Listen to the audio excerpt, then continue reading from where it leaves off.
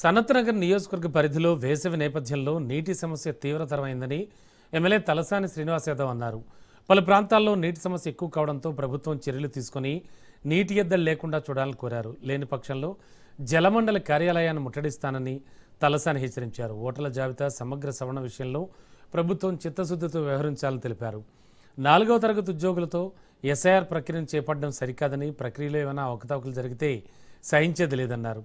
హైదరాబాద్ వ్యాప్తంగా ఇప్పటికే పలు నియోజకవర్గాల్లో బీఆర్ఎస్ సభ్యత్వ నమోదుకు సంబంధించి నియోజకవర్గ స్థాయి సమావేశాలు నిర్వహించామని, రేపు ముషీరాబాద్ అనంతరం కంటోన్మెంట్లలో సమావేశాలుంటాయని ఎమ్మెల్యే తెలిపారు.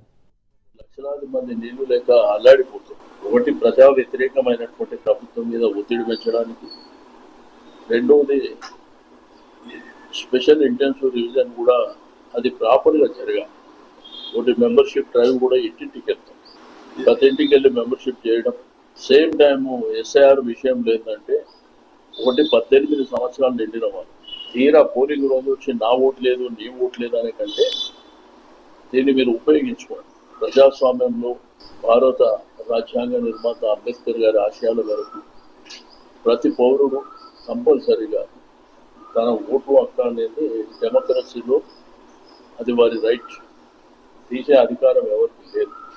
ఏదైతే మళ్ళీ నెక్స్ట్ మంత్లో ప్రారంభం కాబోతుందో కొంత టెక్నికల్ పర్సన్ని మాత్రం పెట్టండి. ఆ యాప్ ఏదైతే డౌన్లోడ్ చేసుకోవాలనో ఆ యాప్ ద్వారా వివరాలు సేకరించేటప్పుడు వాళ్ళు స్వీపర్స్ కానీ అంగన్వాడీస్ కానీ వీళ్ళను వాడుకుంటారు. బట్ టెక్నికల్ పర్సన్ ఉంటేనే తప్ప పర్పస్ అచీవ్ కాదు.